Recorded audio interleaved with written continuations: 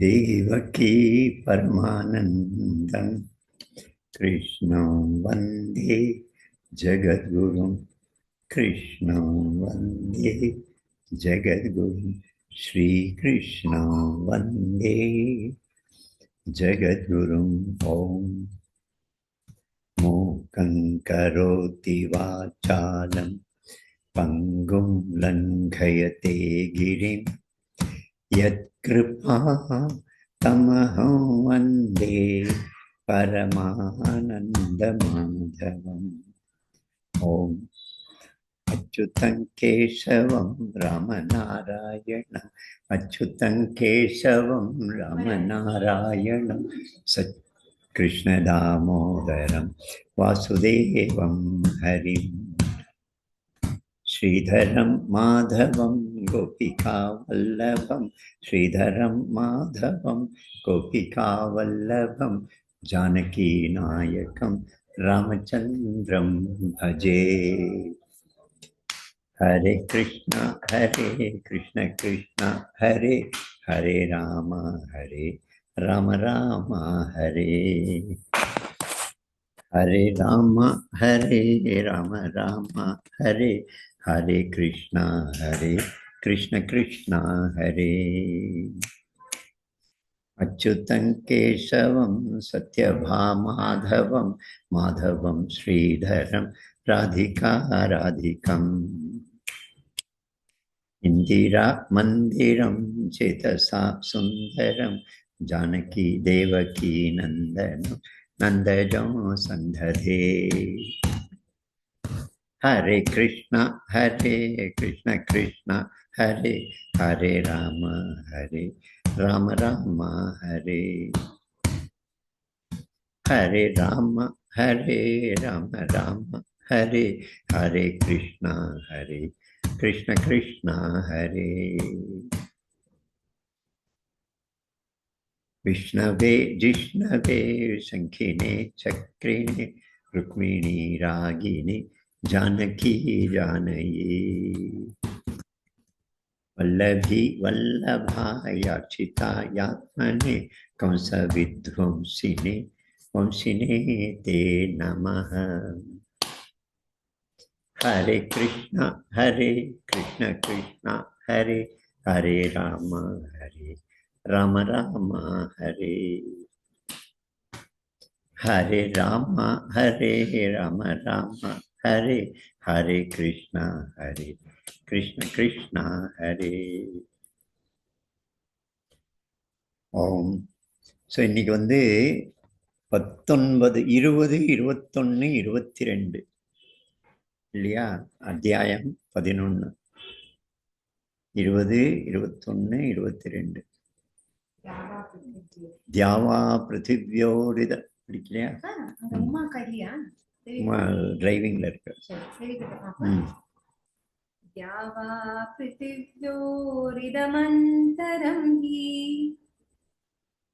द्यावा पृथिव्योरिदमन्तरं हि व्याप्तं त्वयैकेन दिशश्च सर्वाः व्याप्तं त्वयैकेन दिशश्च सर्वाः रूपमुग्रं तवेदं दृष्ट्वाद्भुतं रूपमुग्रं तवेदं लोकत्रयं प्रव्यथितं महात्मन् लोकत्रयं व्यथितं महात्मन् अमीहि त्वां सुरसङ्गा विशन्ति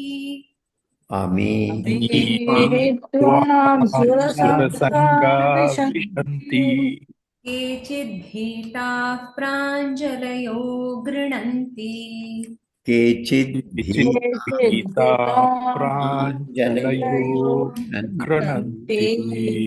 स्वस्तीत्युक्त्वा महर्षि सिद्धसङ्घाः स्वस्तीत्युक्त्वा महर्षि सिद्धसङ्घाः वीक्षन् स्तुवन्ति त्वां स्तुतिभिः स्तुतिभिः पुष्कलाभिः पुष्कलाभिः स्तुवन्ति त्वां स्तुतिभिः पुष्कलाभिः पुष्कलाभिः மூணாச்சா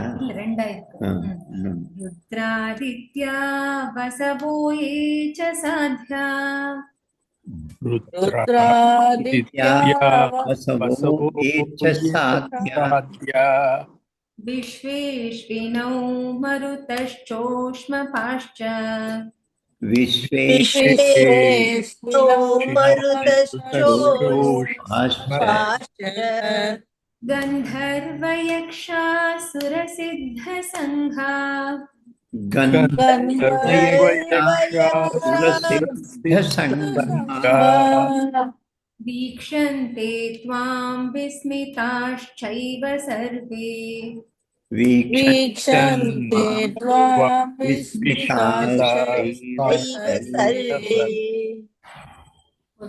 द्यावा பிருத்திவியோரிதர்மந்தரம்பி அந்தரம் இந்த இது முழுக்க பிருத்திவியிலேருந்து பூமியிலேருந்து எடுத்து எல்லா பக்கமும் வியாப்தன் துவயைக்கேன திசச்ச சர்வாக நீ அப்படியே எல்லாம் நீ மட்டும் ஏகேன ஒரே ஒருத்த நீ எல்லா பக்கமும் நீ மட்டும்தான் இருக்கிற வியாபித்திருக்கிறாய் द्यावा पृथिव्योरिदरन्तरं हि வியாப்தன் துவைக்கேன திசச்ச சர்வா பூமியிலிருந்து ஆகாசம் வரைக்கும் எல்லா திசைகள்லையும் நீ மட்டுமே வியாபித்திருக்கிறாய் நீ மட்டுமே இருக்கிற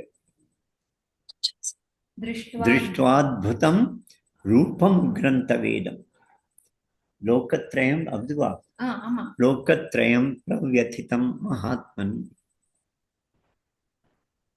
மூணு உலகங்களும் உன்னை பார்த்து உன்னுடைய உக்கிரமான ரூபத்தை பார்த்து பயந்து நடுங்குகின்றன. திருஷ்டுவாத்புதம் அத்புத ரூபம், அற்புதமான ரூபம், ஆனா உக்கிரமான ரூபம். நேற்று தான் நம்ம இதை சர்ச்சை பண்ணோம்னு நினைக்கிறேன், வேற எங்கேயோ வந்தது. அத்புதம் அப்படிங்கிறது அவனுடைய மனசு அனுபவித்த ஒரு எக்ஸ்பிரஷன். உக்ரம் அப்படிங்கிறது கொஞ்சம் புத்தியை கலந்து அதை அனலைஸ் பண்ணும்போது உக்ரமாக இருக்குது அப்படின்னு தெரியுது. ஸோ மனசு புத்தி இந்த ரெண்டும் எப்படின்னா, மனசு ஒன்று அனுபவித்தா, மனசு ஒரு தன்னுடைய காரியத்தை செய்ய ஆரம்பித்தா புத்தி மூடிக்கும், புத்தி க்ளோஸ் ஆயிடும். ரெண்டும் ஒரே சமயத்தில் வேலை செய்யாது. புத்தி வேலை செஞ்சால் மனசு அனுபவிக்கிறத நிறுத்திடும். இது விதவுட் கமாண்ட் தானே நடக்கும். இப்போ அதுக்கு உதாரணமாக நான் பொதுவாக என்ன சொல்லுவேன், இதுக்கு போகிறோம், ஒரு ஹைவேயில் நான் பைக் ஓட்டின்னு போகிறேன். அந்த ஹைவேயில் பைக் ஓட்டும்போது எதிராலேருந்து நல்ல குளிர்ந்த காத்தடிக்கிறது. நான் என்னுடைய சட்டை பட்டனெல்லாம் மேல் பட்டனெல்லாம் அறுத்துட்டு அந்த காற்றை அனுபவிக்கிறேன்.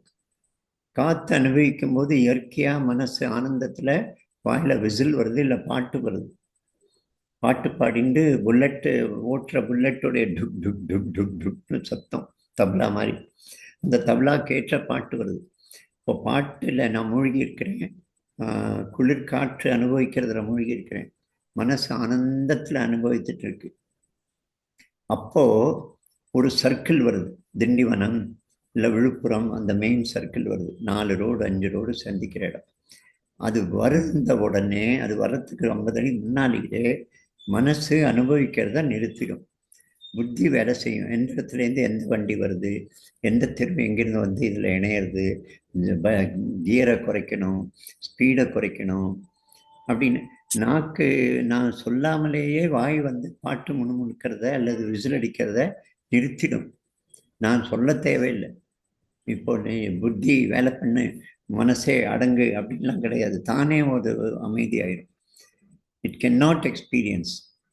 புத்தி வேலை செய்கிறது, அனலைஸ் பண்ணுறது சுச்சுவேஷனை. அதுக்கு தகுந்தாப்புல புத்தி கட்டளை கொடுக்கறது, என்ன செய்யலான்னு. கிளச்சை பிடிக்கிறது கை, கியரை அழுத்துறது கால், இதெல்லாம் நடக்கும்போது புத்தி ஆக்டிவாக இருக்குது.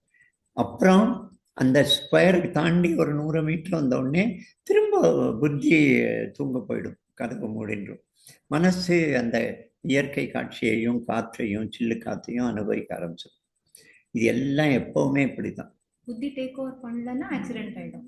புத்தி அங்கே டேக் ஓவர் பண்ணாமல் இருக்காது. பொதுவாக அலர்ட்டு நல்ல டிரைவர்னா தன்னறியாமல் நடக்கும். போதையில் இருக்கிறவன், வேற ஏதோ சோகத்தில் மூழ்கி இருக்கிறவன், வீட்டு கவலையில் இருக்கிறவன் அங்கே ஆக்சிடென்ட் பண்ணிடுவான். அது வேறு. பட் நார்மலாக இது மன புத்தி ரெண்டுமே ஒன்றுக்கு எதிர்மாறானது இன்னொன்று. இது ஆக்டிவாக இருந்தால் இதுக்கு இன்ஆக்டிவ் ஆயிடும். இது ஆக்டிவ் ஆனால் இது இன்ஆக்டிவ் ஆயிடும். நான் இன்னொரு உதாரணம் சொல்லுவேன். நான் என்னுடைய ரூமு பூட்டி வச்சுட்டு ஊருக்கு போகிறேன், குஜராத் போயிட்டு வரேன்.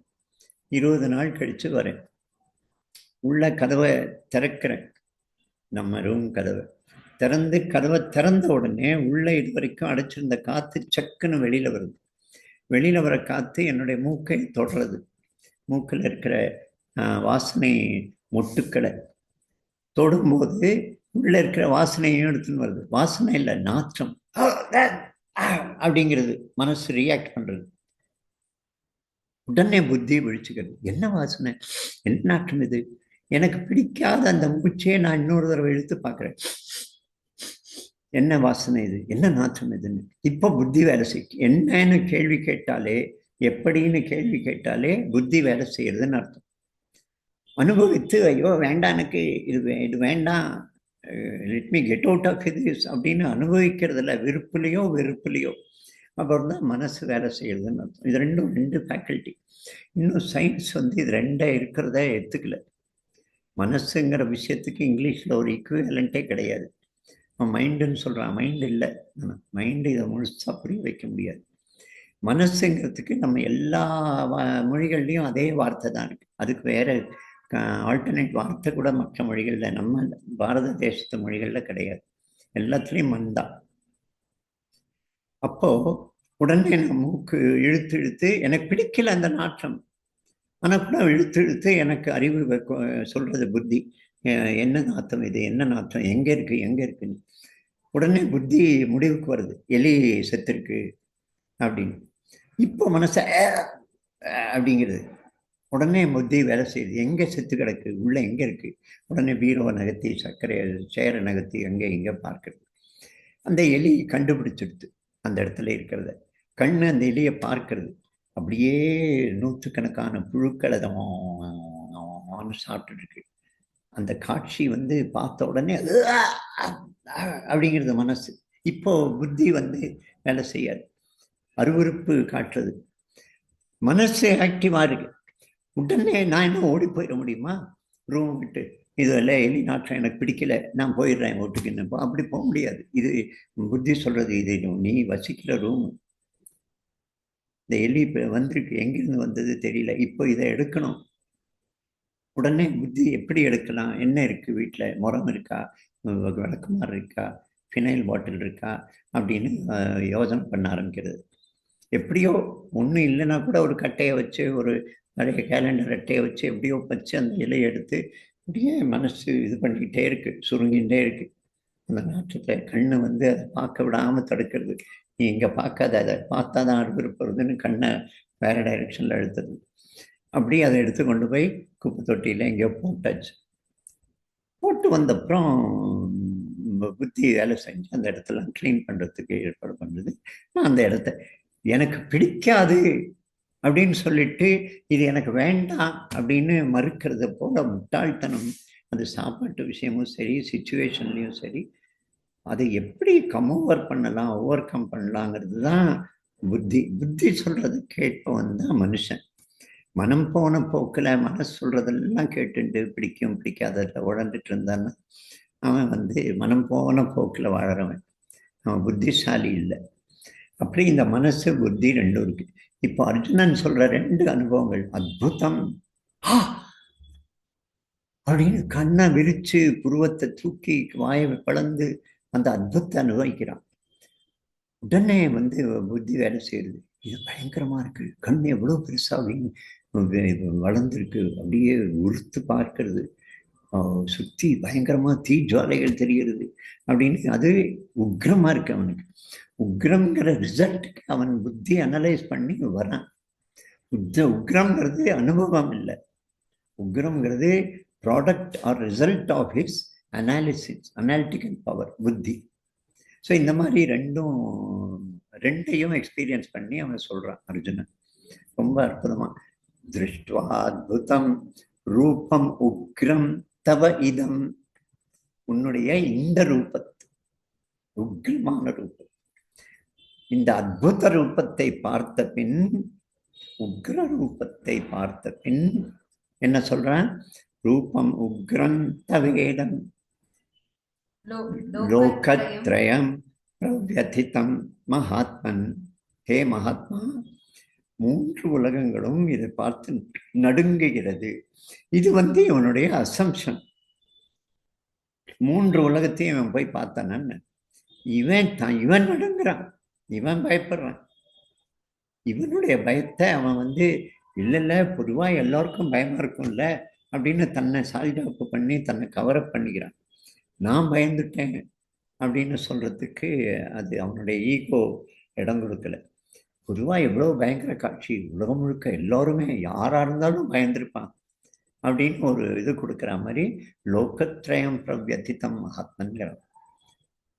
அடுத்தது அமீஹித்வாம் சுரசங்கா விஷந்தி. இப்போ காட்சியை பார்க்கிறான். என்ன?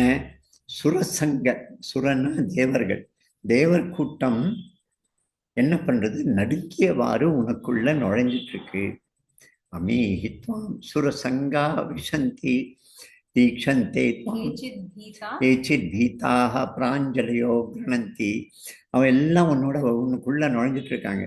அதுல சில பேர் அப்படியே பயந்து கையை கூப்பி தலையை வணங்கி குனிந்து உன்னை நமஸ்காரம் பண்றாங்க.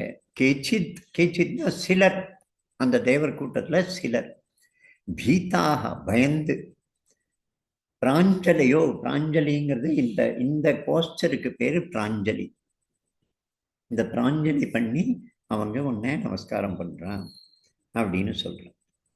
கேச்சித் பீதா பிராஞ்சலையோ கிரணந்தி ஸ்வஸ்தி இத்யுக்த்வா மகர்ஷி சித்த சங்காக. மகர்ஷிகளும் சித்தர்களும் அந்த கூட்டம் என்ன பண்றது? ஸ்வஸ்தி வச்சனம் பாடுறது. ஸ்வஸ்தி வச்சனம்னா அந்த நம்ம கடைசியில சொல்லுவாள், எல்லாம் வானம் பொழியட்டும், பூமாரி பொழியட்டும், பூத்து குலுங்கட்டும், பூமி எல்லாம் வளம் பெருகட்டும், நதிகள் எல்லாம் நிறைந்து ஓடட்டும். அது சம்ஸ்கிருதத்திலையும் கடைசியில இருக்கு. எல்லாம் மங்களம் உண்டாகட்டும், எல்லாம் நல்லபடி நடக்கட்டும், உயர்வான் சிறப்பாக நடக்கட்டும், ததாஸ்து ததாஸ்து. அவர் சொல்லுவார், மெயின் சாஸ்திரிகள் சொல்லுவார், மற்ற எல்லாம் உடனே ததாஸ்து அப்படின்னு சொல்லுவாங்க. இது இவங்கெல்லாம் மனுஷங்க. ஆனால் இந்த மாதிரி வாஸ்துவில் இருக்கிற தேவன், அங்கே இருக்கிற கிரகத்தில் இருக்கிற தேவன், வெளியில் இருக்கிற வாயு தேவன், சூரிய தேவன், அவங்கெல்லாம் ததாஸ்துன்னு சொல்லுவாங்க. அப்போ ரிஷிகள் எல்லாம் இந்த மாதிரி நல்லபடி நடக்கட்டும், சரியா நடக்கட்டும். ஏன்னா ஆசீர்வாதம் கொடுக்கறதுக்கு, மங்களம் நடக்கட்டும்னு சொல்றதுக்கு அதுக்கு கூட ஒரு தகுதி வேணும். தேவர்களுக்கு கூட அந்த தகுதி இல்லை. தேவர்கள் பயந்து நடுங்கிறாங்க. ஆனா ரிஷிகளுக்கு அந்த தகுதி இருக்கு. ததாஸ்து சர்வம் மங்களம் மயம். என்ன? மங்களம் பவது, ஸ்வஸ்திர் பவது, சாந்திர் பவது. சாந்தி ஆகட்டும், ஸ்வஸ்தி ஆகட்டும். இது ஸ்வஸ்தி இதி வச்சனம். ஸ்வஸ்தி யுக்த்வா, யுக்த்வான்னு சொல்கிறார்கள் ஸ்வஸ்தி வச்சனங்களை. ஏன்னா சொன்ன மாதிரி இவர் இந்த ஆசீர்வாதம் சும்மா கையை இப்படி நீட்டிட்டா ஆசீர்வாதம் இல்லை. ஆசீர்வாதம் கொடுக்கறதுக்கு, நமஸ்காரம் பண்றதுக்கு எந்த தகுதியும் வேண்டாம். எல்லோருக்கும் நமஸ்காரம் பண்ணலாம். நான் வயசுல நம்மளை சின்னவன், படிப்புல சின்னவன், தகுதியில சின்னவன், பதவியில சின்னவன், வர்ணத்துல வேற வர்ணம், இதெல்லாம் இருந்தா கூட எல்லாருக்கும் நமஸ்காரம் பண்ணலாம். நமஸ்காரம் பண்றதுக்கு தகுதியே வேண்டாம், யாருக்கும் நமஸ்காரம் பண்ணலாம். ஆனா ஆசீர்வாதம் கொடுப்பது அவ்வளவு, அதுக்கு தகுதி இருக்கணும். ரிஷிகளுக்கு அந்த தகுதி இருக்கு. என்ன தகுதி? அப்பட்டமான சுயநலமின்மை, ஒரு சொட்டு சுயநலம் கூட இல்லாத பொது நலன் மட்டுமே விரும்புகிற, உலக நலன் மட்டுமே விரும்புகிற, எல்லோரும் நல்லா இருக்கட்டும் உள்ளார்ந்து யாருக்கு எண்ணம் இருக்கோ, யாருடைய சிந்தனை இருக்கோ அவர் தான் ஆசீர்வாதம் பண்ண முடியும். வெறும் அக்ஷத்தையை தூவிட்டா இல்லை கையை இப்படி பண்ணிட்டா ஆசீர்வாதம் கிடையாது. ஏதோ பாவம் வயசானவர் அப்படின்னு கையில் அக்ஷதை கொடுத்து போட சொல்கிறாங்க தலையில், அவரும் ஏதோ போடுறாரு. நம்ம கல்யாணத்துக்கெல்லாம் போனால் நம்ம எல்லா இடத்துல இருந்தே இப்படி தூக்கிடுவாங்க. அவங்க பாவம் மாப்பிள்ளை பொண்ணுடைய தலையில் விழாமல் முன்னால் நிற்கிறவங்க தலையில் அந்த அக்ஷத்தை விழும். நமக்கு இது பண்ணுறது அது ஒரு சடங்கு மாதிரி நடக்குது. ஸோ இந்த மகர்ஷிகள் சித்தர்கள் கூட்டம் ஸ்வஸ்தி வச்சனம் பாடுறாங்க. மங்களம் உண்டாகட்டும், சர்வே பவந்து சுகின, சர்வே சந்து நிராமயா, சர்வம் பத்ராணி பஷ்யந்து, கஷ்டித் துக்க பாக்பவேத், யாருக்கும் துக்கம் வேண்டாம், எல்லாம் சிறப்பாக இருக்கட்டும் அப்படின்னு சொல்றாங்களா. அப்படி மகர்ஷி கூட்டம் வந்து ஸ்வஸ்தி வச்சனம் பாடுறது.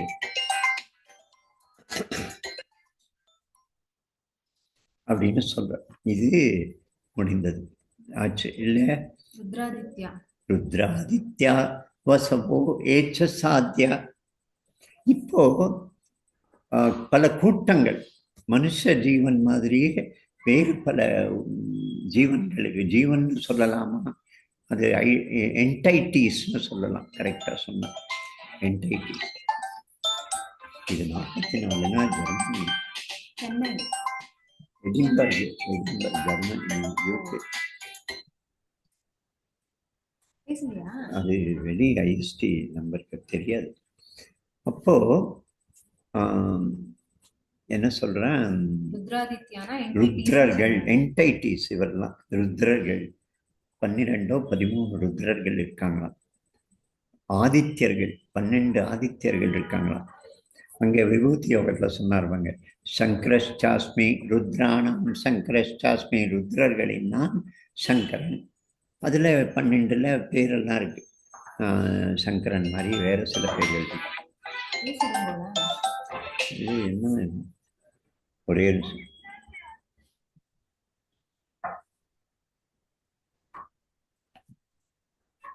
அதே மாதிரி ருத்ராதித்யா வசவோ ஏச்சசா, வசுக்கள் 8 வசுக்கள் 8 வசுக்கள் இருக்கு. அப்புறம்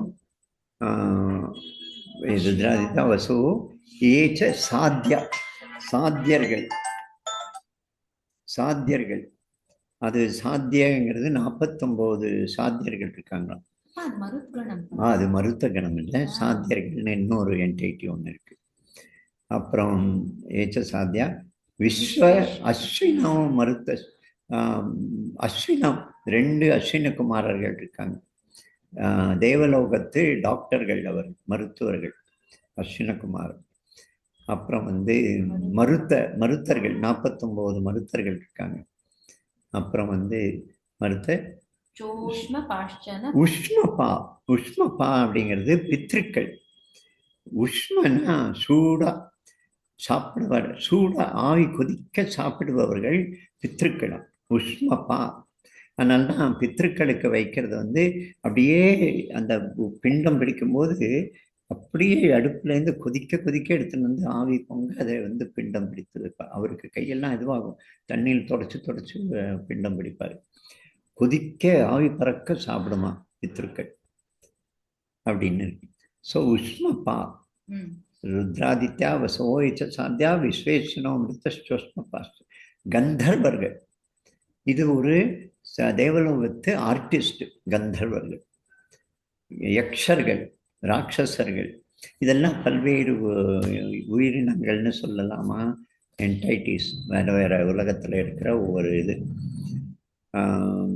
கந்தர்வயுக்தா சுரசித்த, கந்தர்வ யக்ஷா சுரசித்த யக்ஷர்கள், யக்ஷர்கள் அவர்கள்லாம் ஒரு பெக்யூலியர் இது. இந்த குபேரன் வந்து ஒரு ராட்சசன், யக்ஷனா குபேரன். நம்ம இவங்க வந்து பாண்டவர்கள் அந்த 5 ஆயுதங்களையும் மரத்தில் வச்ச போது யக்ஷ கந்தர்வர்கள்ட்ட தான் கொடுத்துட்டு ஒப்படைச்சிட்டு மாறுவேஷத்தில் ஒரு வருஷம் இது பண்ணாங்க. அது யக்ஷர்கள்ங்கிறது.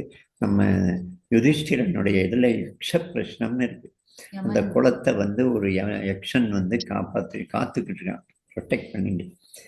இவன் தண்ணி எடுக்க வரும்போது அவன் ப்ரொட்டஸ்ட் பண்ணுறான், எடுக்காத, நான் கேட்குற கேள்விக்கு பதில் சொல்லிட்டு அப்புறம் எடுங்க. அது ஒரு யக்ஷன். அதே மாதிரி நம்ம ராம அவதாரத்துலன்னு நினைக்கிறேன், அவன் ஒரு துன்பி இல்லை, ஒரு அரக்கன். அவனுக்கு வயிறு மட்டும்தான், வயிறு தான், வயிறே முகம், வயிற்றுலேயே வாய். அந்த மாதிரி ஒரு கபந்தன்.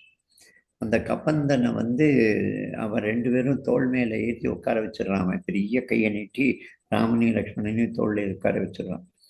அப்போ அவன் உட்காந்துட்டே அவன் கையை வெட்டி அவனை கொன்னப்புறம் அதுலேருந்து ஒரு யக்ஷன் வெடிபட்டு அவனுக்கு சாபம் இருந்ததான். இந்த மாதிரி யக்ஷரு நிறைய இந்த மாதிரி யக்ஷகந்தர்வர்களுக்கு ஏளனம் பண்ணி தான் ரொம்ப அழகாக இருக்கிறோன்னு கர்வத்தில் இந்த மாதிரி ஏளனம் பண்ணி இல்லை கிண்டல் அடித்து சாபத்தை பெற்றவர்கள் நிறைய கதைகள் இருக்கு. இவர்கிட்ட கூட நம்ம கிருஷ்ணாவதாரத்தில் கூட அந்த 2 மரம் நினைக்கிறேன், உரல் எடுத்துன்னு போகிறாங்க. ஆமாம், அந்த 2 யக்ஷர்கள் அவர் மர ரூபத்தில் இருந்தாங்களாம் அந்த மாதிரி.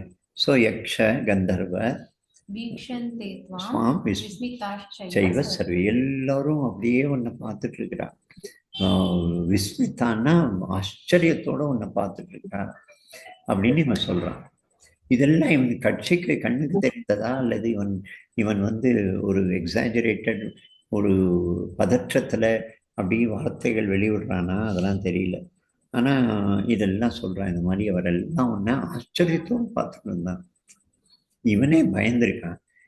அவன் ஆச்சரியப்படுறாங்கிறது இவன் எப்படி நோட் பண்ணியிருப்பான்? இதெல்லாம் நோட் பண்ணோன்னா ரொம்ப கூலாக இருக்கணும்.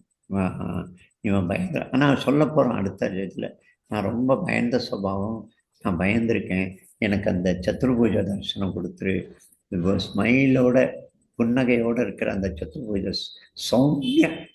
சௌமிய தரிசனம் கொடுங்க, சத்துருபூஜ தரிசனம் அப்படின்னு சொல்கிறான். ஆனால் இவன் சொல்கிறான் ஆச்சரியத்தோடு எல்லாரும் பார்த்துட்டு இருக்காங்க.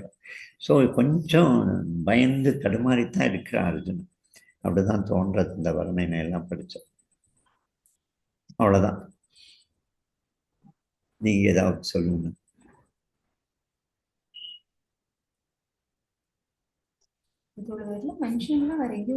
ஆச்சரியத்தை இருக்கணும். தெரிஞ்சாதான் இவர் பேச முடியும். இதெல்லாம் ஏதோ சாஸ்திரத்தை படிச்சிருக்கோம்ல, தியரியா படிச்சிருக்காங்க. அதை வந்து இப்போ குருகுலத்துல இருக்கணும் அப்படின்னு நினைச்சிருக்காங்க. குருகுலத்துல இப்போ நம்ம வாஸ்துதேவன் நம்ம சொல்றோம், கேள்விப்பட்டதை சொல்றோம். வாஸ்துதேவன் அப்படிங்கிறத நான் அனுபவிச்சிருக்கேனா, ரியலைஸ் பண்ணியிருக்கேனான்னு கேட்டால் இல்லைன்னு தான் சொல்லணும். நான் சொல்கிறோம், குடும்பத்தில் இந்த திசைகள் எல்லாம் இந்த கிரகத்தை காப்பாற்றுற ஒரு வாஸ்துதேவன் இருக்கிறான் அப்படின்னு சொல்கிறோம். அந்த மாதிரி சொல்லியிருக்கலாம். தெரியல நமக்கு அர்ஜுனனுக்கு நல்லா எப்படி தெரியும், இன்டர்பிரிட்டேஷன் தான் பண்ண முடியும்.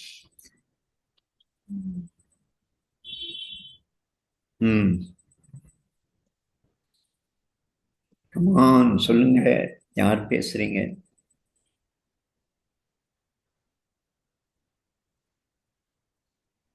டிவியில காட்டுற மகாபாரதத்துல வந்து அர்ஜுனனும் உள்ள போய் பாக்கி பாண்டவாள் எல்லாமும் பாக்குற மாதிரி தானே காட்டுறான் இல்லையா?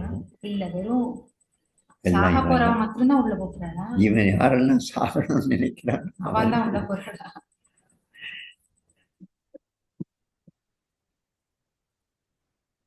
யாரு உமா போயிட்டல?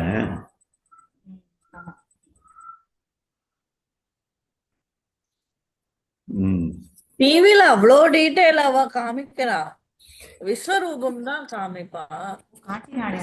இல்லம்மா, இந்த பிஆர் சோப்ராவுடைய மகாபாரதத்தை எல்லாம் டிராமாட்டிக்கா காட்டினா நிறைய.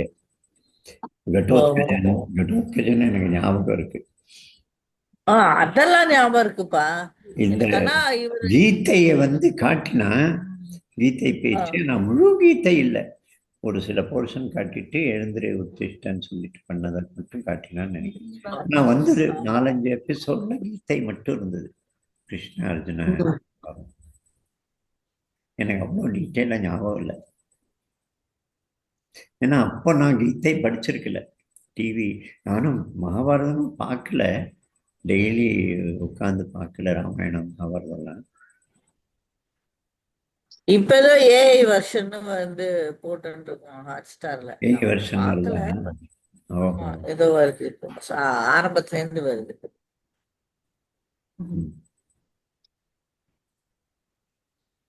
சரி, பின்ன ஞானிகள் ஸ்துதி பாடுறான்னு சொல்றாருல அவரே.